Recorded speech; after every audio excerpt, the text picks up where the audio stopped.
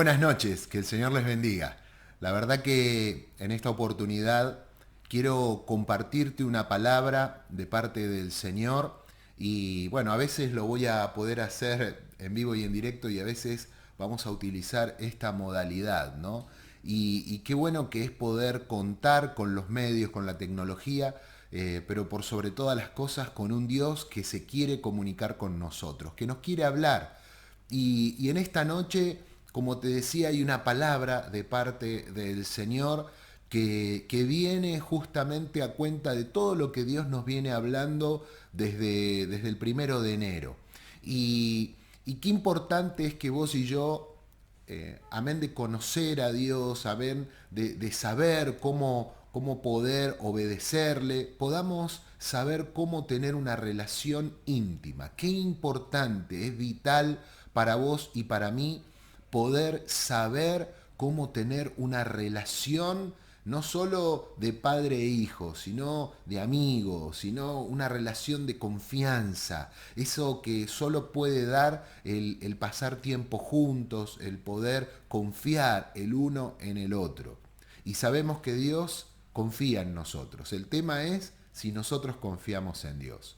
Y para eso, en este día, quiero invitarte a que empecemos a bucear en un libro que es apasionante, en un libro de alguien que tiene mucha experiencia en esto de poder tener una relación íntima con Dios. Y es ni más ni menos que el apóstol Juan, el mismo que recostaba su cabeza sobre el pecho de Jesús, el mismo que compartió muchos momentos íntimos con él y que por supuesto sabe perfectamente lo que es tener intimidad con Dios.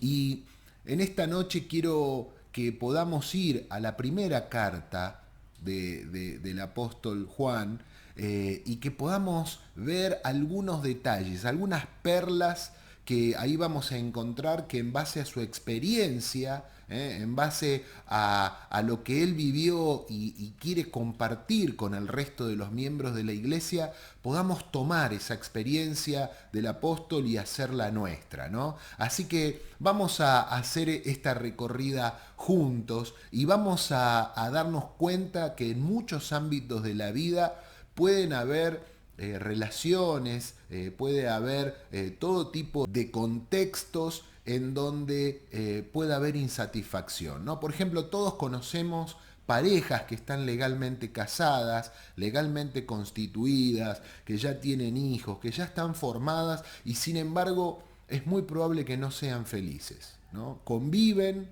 están bajo un mismo techo, tienen todo para poder ser felices y sin embargo no lo son. Están, bueno, acostumbrados a estar juntos, acostumbrados a la monotonía, al hecho de que, bueno, tiene que ser así, tal vez desencantados con el matrimonio, con algunas situaciones, o tal vez habían puesto a la otra persona en un lugar mucho más grande del que ellos creían, ¿no? Los habían puesto en un pedestal y resulta que con el tiempo se dieron cuenta de que esto no era tan así. De la misma manera puede pasar con la relación con los hijos, ¿no? Muchas veces hay un desgaste en la relación entre padres e hijos. Hay algo que el apóstol Juan nos escribió allí en la carta para todos los creyentes, para decirnos a los cristianos cómo debemos disfrutar nuestra relación con aquel que es nuestro Salvador. Qué lindo, ¿no? Él no quería simplemente que los cristianos viviéramos una vida sin poder experimentar por completo la vida eterna que poseemos. Vos y yo tenemos acceso al ser hijos de Dios a su gloria, a su presencia, al trono de la gracia. Pero lamentablemente día a día conozco personas que aún teniendo el derecho, el acceso a todo esto, prefieren quedarse afuera. O lo que es peor, creen que disfrutando las migajas están viviendo en esta vida plena que Jesús nos había prometido, ¿no? Y en esto del libro de Juan, de esta primera carta del apóstol, muchas veces se creyó que en realidad este libro era para ayudar a las personas a darse cuenta si en verdad eran salvas. Pero cuando uno empieza allí a ahondar un poquito, se da cuenta de que en realidad el apóstol los llama hijitos, ¿no? Y esto nos da una idea de que le está hablando ya a los creyentes, a los que son parte de la iglesia, a los que ya permanecen dentro de la familia de la fe. Entonces, si uno es parte de la familia de la fe, es porque tiene su salvación, es porque tiene parte con el Señor. Ahora, tenemos que entender que el hecho de poder ser parte no significa que necesariamente estemos disfrutando de la vida familiar en Cristo Jesús. ¿Sí? Y esto es lo que en esta noche vamos a tratar de dilucidar, vamos a tratar de ver juntos cuáles son los consejos que el apóstol nos da para que nosotros podamos ir descubriendo todo esto, ¿no? Y ahí es donde Juan escribe y nos dice que la alegría, este gozo que tenían los apóstoles de poder experimentar esta vida abundante en Cristo Jesús, ellos no solo lo querían para ellos, sino que querían a través de esta carta que las generaciones que vinieran después también pudieran disfrutar de este gozo, de esta alegría que no se podía decir, ¿no es cierto? No había palabras para poder describir todo esto. Y es allí en donde vos y yo también entramos, como estas generaciones posteriores a las que ellos querían que nosotros podamos tomar esta experiencia y poder vivir plenamente en Cristo Jesús. Vamos a ir al primer texto, ¿no? Ahí en Primera de Juan, capítulo 1, versículos 3 y 4. Y vamos a empezar a ver lo que Él nos quiere decir en cada una de estas palabras. Y dice lo siguiente: lo que hemos visto y oído, eso os anunciamos, para que también vosotros tengáis comunión con nosotros. Y nuestra comunión verdaderamente es con el Padre y con su Hijo Jesucristo. Estas cosas os escribimos para que vuestro gozo sea cumplido. Y es interesante porque acá nos está hablando en plural, porque está hablando de los discípulos en general, ¿no? Y él cuando escribe en nombre del resto de los apóstoles, ¿sí? Y ahí es donde nos dice: os anunciamos, nosotros, los apóstoles, les anunciamos lo que hemos visto y lo que hemos oído, para que también ustedes tengan comunión, para que al tener un mismo conocimiento estemos igualados en nuestra condición de saber, pero también en nuestra condición de acceso, en nuestra condición, dice, para que nuestra comunión verdaderamente sea con el Padre y con su Hijo, para que podamos ir a cada uno de los lugares, relacionarnos con todos los miembros de esta familia, para que el gozo sea cumplido. Se puede ser hijo de Dios sin que el gozo sea cumplido. Y uno dice, ¿cómo? Y haciendo lo mínimo indispensable, ¿no? Ahora vamos a ver. En el versículo 5 dice: este es el mensaje que hemos oído de Él y os anunciamos. Cuando habla de Él, está hablando del propio Señor Jesucristo, ¿no? Dice: Dios es luz y no hay ninguna tiniebla en Él. Qué interesante este concepto. La luz es una especie de revelador, ¿sí? Porque cuando nosotros ponemos las cosas en la luz, se revela todo lo que es verdad, todo lo que, ¿no?, uno a veces puede creer cuando no termina de ver las cosas que algo es de determinada manera, pero cuando el revelador, que es la luz, lo pone en evidencia, ahí nada pasa a ser un me parecía, todo pasa a ser real, todo pasa a ser conciso, ¿no? Y entonces no solo nos dice que Dios es luz, sino que además nos dice que en Él no hay tinieblas. Esto es un dato sumamente importante. Ni siquiera hay sombra en el Señor, ¿sí? Y cuando evaluamos esto, Dios lo que nos está diciendo de que Dios solo actúa en lo real. Dios no se deja llevar por lo que parece, por lo que por un momento pareciera que fuera una cosa, pero en realidad es otra. No, no. El Señor solo actúa en lo real, no en las falsas apariencias. ¿Sí? Y esto es importante que lo sepamos. Dios no obra en aquello que no es verdadero. Dios no obra en aquello que no es auténtico. Por eso nuestra fe no puede ser simulada. Nuestra relación con Dios, nuestra obediencia no puede ser simulada. Porque en donde nosotros nos queremos hacer los obedientes, pero en realidad hacemos lo que queremos, Dios no va a obrar. Por eso es que Juan desafía a los creyentes a caminar en la luz que es en Dios y en su palabra, que es lo que Él dice. Entonces, en esta noche, Él nos está extendiendo esta invitación para que vos y yo nos demos cuenta de que no podemos caminar en ningún otro ambiente que no sea en la luz de Dios, porque Él es luz. ¿Sí? No podemos estar con nuestras vidas con algunas áreas en penumbra, porque le tenemos que dar todo el lugar en nuestra vida para que verdaderamente pueda revelarse aquello que no es bueno, que no es bueno para nosotros, que no es bueno para nuestra comunión con Él, que no es bueno para nuestra relación con el resto de las personas, ¿verdad?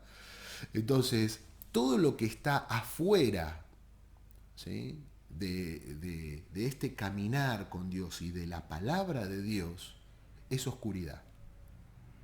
Entonces tenemos que tener mucho cuidado, porque lamentablemente es posible alejarse de la luz. No es que una vez que vos y yo llegamos a la luz, listo, ya está todo resuelto, nunca más vamos a tener problemas. Es posible que aceptemos a Cristo en nuestro corazón, que empecemos a vivir en la luz, pero también es posible que nos alejemos de esa luz, ¿no? Y si uno se pone a pensar un poco, ¿quién no se levantó alguna vez a la mitad de la noche y para no incomodar a tu cónyuge, o incluso a mí me pasa, ¿no?, que si yo prendo la luz me termino despabilando y después no puedo, tengo un sueño muy liviano y después no me puedo volver a dormir. Entonces, por ahí cuando me pasa que tengo ganas de ir al baño, me levanto, no prendo la luz, porque para mí yo conozco dónde está la silla al pie de la cama, dónde están cada una de las cosas, sé cuál es el camino al baño y voy sin prender la luz, pero siempre pasa algo, ¿no? Siempre uno gira ahí en la punta de la cama y siempre ese dedo chiquito se termina chocando con la pata de la cama, con la pata de un mueble, de una silla, y resulta que lo que uno creía que conocía, que sabía bien, después se termina volviendo un escándalo porque termina haciendo más ruido, termina ahí viendo las estrellitas por el golpe.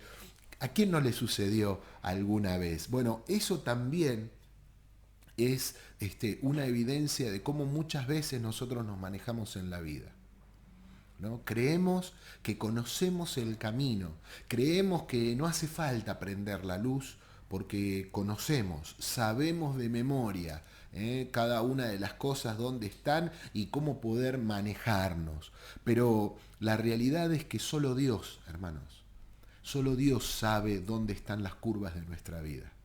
Solo Él es el que quiere que caminemos a la luz de quién es Él y de lo que Él dice, para evitarnos estos problemas, para evitarnos estos dolores, para evitarnos estas situaciones que lamentablemente, más allá de un dedo que se golpea contra una pata de una cama, muchas veces hay golpes en la vida que por no ver, por no tener bien en claro cuál es el camino, nos terminan saliendo muy caro y trayendo mucho dolor, no solo a nosotros, sino a aquellos que nos rodean, ¿no? Miren lo que dice el versículo 7. Pero si andamos en luz, como Él está en luz, tenemos comunión unos con otros. y la sangre de Jesucristo, su Hijo, nos limpia de todo pecado. Uno hubiera pensado que Jesús diría que si caminamos en la luz, no vamos a pecar. Sin embargo, no es lo que dice. Lo que el Señor nos dice es que cuando caminamos en la luz, ahí está la comunión con Dios, ahí está la sangre de Jesucristo, la que nos limpia mientras caminamos en la luz. Esto quiere decir que en realidad, aunque caminemos en la luz, nos vamos a equivocar. ¿Sí? Pero ahí está el Señor limpiándonos, perdonándonos. ¿Sí? Ahí está el Señor revelándonos en la medida que caminamos en la luz cuáles son aquellas cosas que antes no nos dábamos cuenta. La semana pasada aprendíamos del testimonio de Marcelo, que él decía que cuando él no vivía en Cristo, él no se daba cuenta de que lo que hacía estaba mal, ¿no? De que por ahí algunos sentimientos de egoísmo, algunas cuestiones, y a quién no le pasó eso, ¿verdad?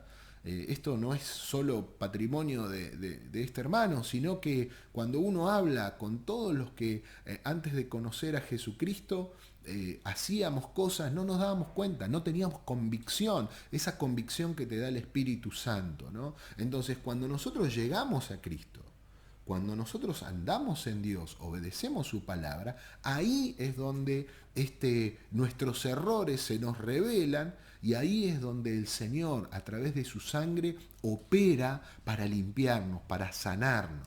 Porque cuando caminamos en oscuridad, no vemos las cosas como realmente son. Pero cuando caminamos en la luz del Señor, vemos los impedimentos, vemos los obstáculos, vemos las cosas en medio del piso, porque nuestros ojos están abiertos y con la luz necesaria para poder tomar dimensión de lo que es toda la realidad. Por eso nosotros tenemos que entender que si caminamos a la luz de quién es Dios y lo que Él dice, estamos viviendo nuestra vida en la realidad y por ende toma lugar esta limpieza a la que el Señor nos habla aquí en la carta del apóstol. Y cuando nos limpia el Señor, ¿cómo lo hace? ¿No? Mirá lo que dice el versículo 9. Si confesamos nuestros pecados, Él es fiel y justo para perdonar nuestros pecados y limpiarnos de toda maldad. Si vemos el pecado y lo tratamos como pecado, que esto es lo más importante, entonces Él no solo nos perdona por el pecado que vivimos, sino que también nos perdona por el pecado que no vimos. Nos perdona por el que omitimos y por aquel que olvidamos. Hay un proceso de limpieza, por eso Él dice que nos perdona los pecados.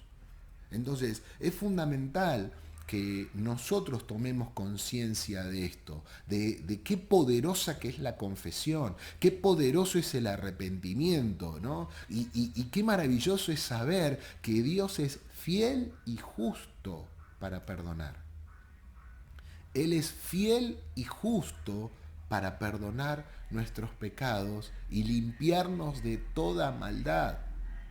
¿Sí? Entonces, no solo Él opera sobre la acción, sobre el pecado que cometimos, sino que Él va quitando la maldad de nuestra vida para que no volvamos a cometer esos mismos pecados. Es impresionante. Cuando vos y yo caemos en la cuenta de cómo es la obra restauradora del Señor en nuestras vidas, no hay lugar a dudas que es lo más maravilloso que nos puede acontecer, que nos puede pasar, ¿no? Entonces, cuando entendemos que Él quiere relacionarse con nosotros, que Él quiere que confesemos los pecados, ¿sí? Para sanarnos, para ocuparse de ellos, para limpiarnos de toda maldad, ahí es donde nos vamos a dar cuenta cómo opera el Señor. Pero a este caminar en la luz le tenemos que agregar otro condimento más, que aquí Juan nos dice, ¿no? Que es la obediencia. Mirá lo que dice Primera de Juan capítulo 2, versículos 4 y 5. Dice, El que dice yo le conozco y no guarda sus mandamientos, el tal es mentiroso y la verdad no está en él. Pero el que guarda su palabra, en este verdaderamente el amor de Dios se ha perfeccionado. Por esto sabemos que estamos en él. En otras palabras, lo que el Señor nos está diciendo es madurar, subí al próximo nivel. ¿Sí? Qué fundamental que es guardar sus mandamientos, obedecer a su palabra. No solo hace falta conocer la Biblia, hace falta ponerla en práctica. ¿Sí? Por eso el apóstol Pablo decía que no teníamos que ser simplemente conocedores, sino hacedores de la palabra. No hace falta solo que aprendamos un montón, sino que lo podamos vivir, que lo podamos poner en práctica, que verdaderamente podamos materializar esto que estamos aprendiendo. ¿Por qué? Porque cuando vos y yo vemos el pecado y lo tratamos como pecado, lo vamos a poder confesar, vamos a poder caminar en la dirección correcta, porque no estamos caminando en la oscuridad, sino que ahora estamos caminando en la luz del Señor, y esto nos permite crecer en nuestra relación íntima con Él, porque a medida que nos vamos purificando, cada vez nos vamos acercando más al Señor, que es sumamente puro, que es sumamente justo. Amén. Entonces, hermanos, ojo con el hecho de escuchar la palabra, de leer la palabra, de aprender la palabra y de no ponerla por obra. Porque le estamos mandando un mensaje al Señor. Le estamos diciendo, Señor, voy a ignorar lo que vos me estás enseñando y voy a vivir como a mí me parece. Esto es como decirle al Señor, sí, tengo claro todo lo que vos me decís, pero déjame que igual la situación la voy a manejar yo, mi vida la voy a manejar como a mí me parece, y vos quedate tranquilo allá que yo veo cómo me manejo acá. Y esto no lo podemos hacer.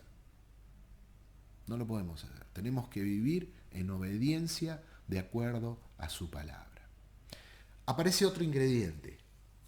A esta obediencia aparece el experimentar su santidad, que también es sumamente importante, ¿no? Y si nos damos cuenta, una cosa va conectada a la otra, ¿no?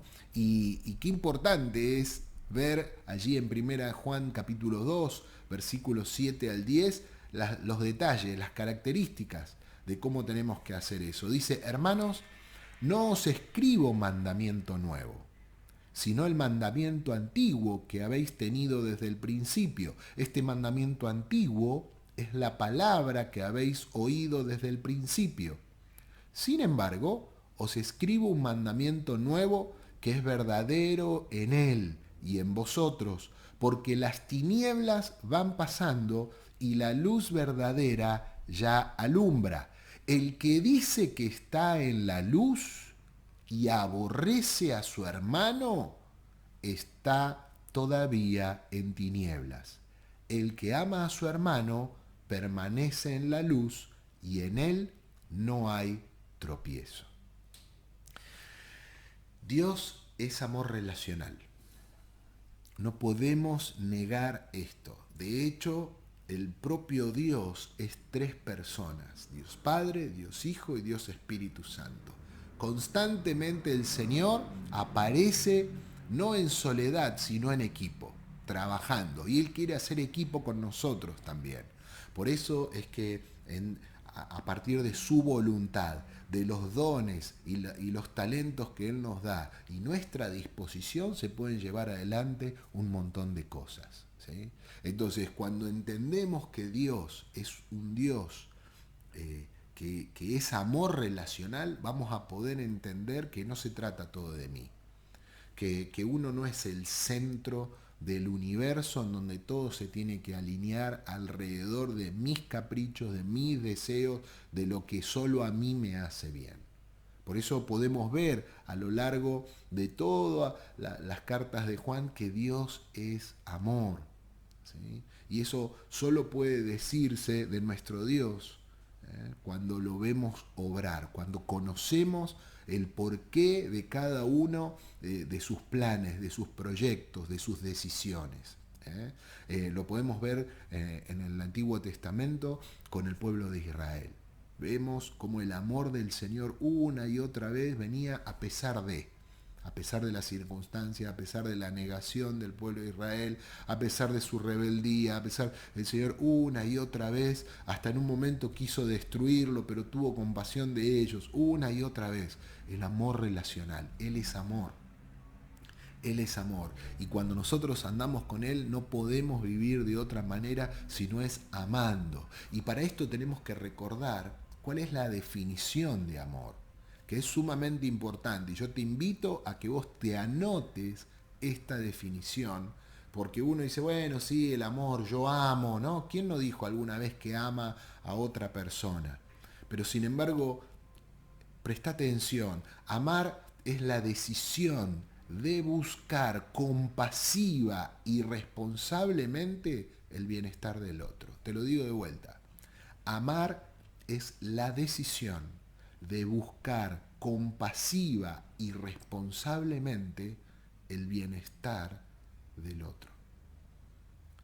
Cuando estuvimos hablando de Jonás, aprendimos que a Jonás le faltaba compasión, pero también aprendimos que Dios era un Dios compasivo, que el mismo Jesús miraba a las multitudes con compasión. Y ahí entendimos que nosotros necesitamos ser compasivos. Cuando pensamos en la esencia de Dios, que Él es amor, en esencia, nos damos cuenta que la compasión es parte de esta búsqueda. Necesitamos compasión y responsabilidad. ¿Para qué? Para el bienestar del otro. Entonces, no es verdad si yo digo que amo a alguien y no soy compasivo con él. No es verdad si yo digo que amo a alguien y no soy responsable por el bienestar del otro. Por eso el que ama, perdona. Por eso el que ama no lleva cuenta, como dice 1 Corintios 13. Por eso el que ama no busca lo suyo, sino que su mayor felicidad es ver al otro bien, desarrollándose, logrando los máximos objetivos. Qué importante que es que entendamos esto. Y acá es donde vos podés codear a tu ser amado, ¿no? Y mirarse y decir, esto es lo que nosotros tenemos que hacer. Dejémonos de pelear, dejémonos de mirar para otro lado, dejémonos de buscar a ver quién tiene la razón. No, amémonos. Amémonos, tomemos esta decisión de buscar compasiva y responsablemente el bienestar del otro. Si vos y yo somos egocéntricos, ahí la echamos a perder, ¿no? Si solo queremos que Dios fluya hacia nosotros y hacia nuestros planes, hacia nuestro bienestar y no a través de nosotros para el bien de otros, lamentablemente tenemos como si fuera el síndrome del hijo único, ¿viste? Que el que es hijo único cree que es todo para él, claro, porque no tiene que compartir. Aquellos que no somos hijos únicos, sabemos que siempre tuvimos que compartir. Compartimos la comida, los juguetes, las galletitas, los papás, el amor de los abuelos, todo tuvimos que compartir en la vida, ¿sí? Pero el que es hijo único no, y no lo digo en detrimento de los que lo son, pero lamentablemente una de las características que más suele resaltar en la mayoría de los hijos únicos es esto, que creen que como son únicos son los receptáculos del mundo. Y todo tiene que ir solo y exclusivamente para ellos. Y nosotros recordemos que en la oración que el Señor Jesús nos dejó como modelo, nos dice, Padre nuestro que estás en los cielos. Él no dice, Padre mío, ¿sí? Siendo que Él era el Hijo de Dios. Sin embargo, Él dice, Padre nuestro, y nos deja esta enseñanza de que es el Padre de todos nosotros. Si entendemos que no es solo mi papá el que está en los cielos, sino que es nuestro Padre, nos vamos a dar cuenta de que no somos hijos únicos y que no podemos vivir con esta concepción de egoísmo, de esperar solo para nosotros, este egocentrismo que nos hace tanto daño y que no nos permite desarrollar todo lo que Dios tiene preparado para nosotros, ¿no? Dice que Dios derrama su amor hacia nosotros y a través nuestro, en la medida que Él sepa que se transmitirá para bendecir a otros. Lo que siempre decimos, bendecidos para bendecir.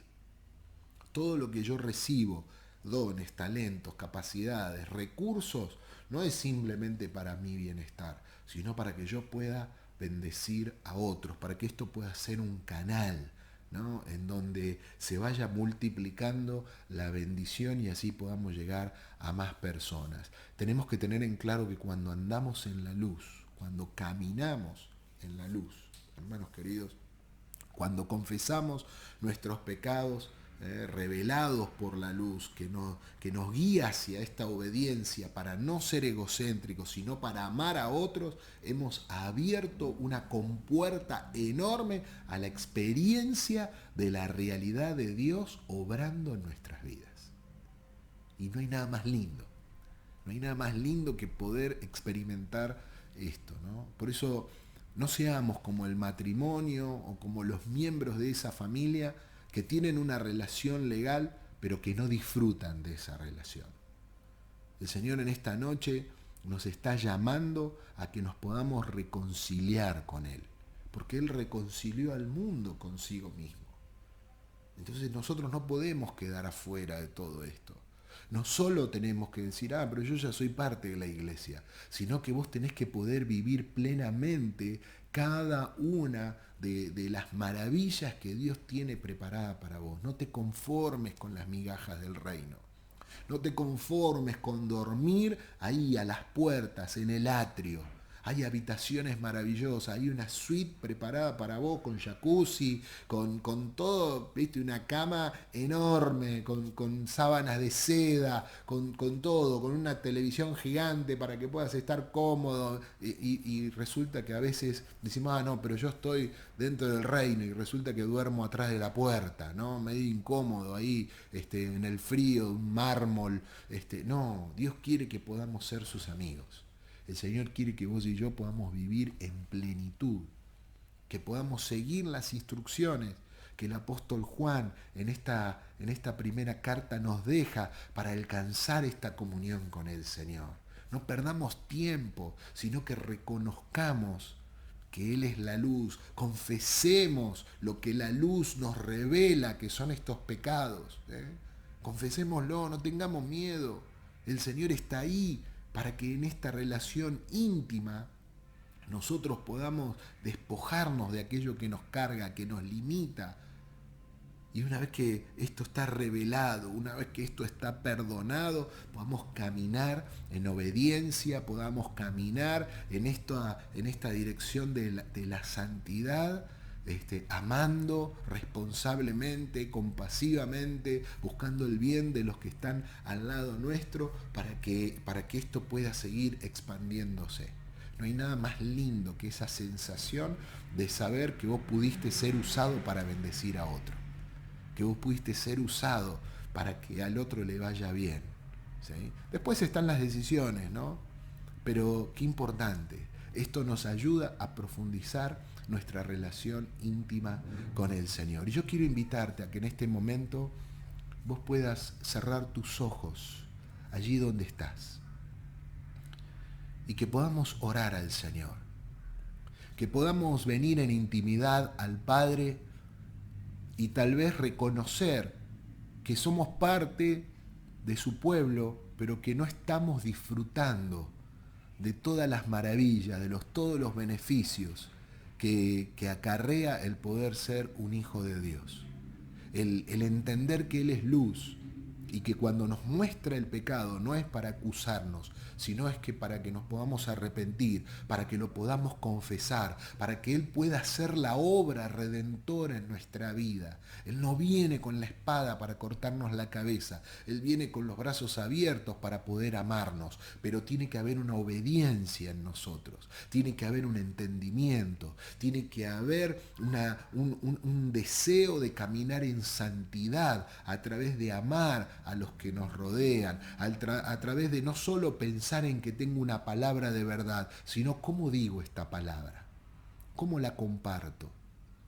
Acordémonos que la verdad sin amor termina siendo condenación. Y Dios no nos llamó a que condenemos al mundo, sino que podamos ir para traer salvación, liberación y que todos puedan alcanzar esto. Señor, gracias te damos. Te pedimos que vos estés obrando en nuestras vidas. Señor, yo quiero orar por cada uno de mis hermanos que en este momento están abriendo su corazón a ti. Sé que a cada uno le estás hablando una cosa diferente, pero yo clamo en el nombre de Jesús para que tú sanes, restaures de una manera poderosa cada vida, para que cada uno de nosotros podamos andar en tu luz, para que cada uno de nosotros, Señor, conforme a lo que nos vas revelando, podamos, Señor, arrepentirnos y confesar nuestros pecados, Señor, y así Jesucristo poder hacer la obra redentora en cada uno de nosotros. Padre, yo sé que esta palabra viene en esta noche porque vos estás interesado en que nosotros podamos ser santos, que podamos, Señor, amar como corresponde, que podamos ser obedientes, Señor, en cada una de las cosas que hemos aprendido, las que estamos aprendiendo y de las que vamos a seguir aprendiendo. Gracias por la vida de Juan, gracias por esta carta y gracias aún por todo lo que tenemos por aprender, Señor, en las próximas semanas. Te alabamos, te bendecimos y te pedimos, Señor, que vos completes la obra que un día comenzaste en cada uno de nosotros. En el nombre de Cristo Jesús. Amén y amén. Que el Señor te bendiga.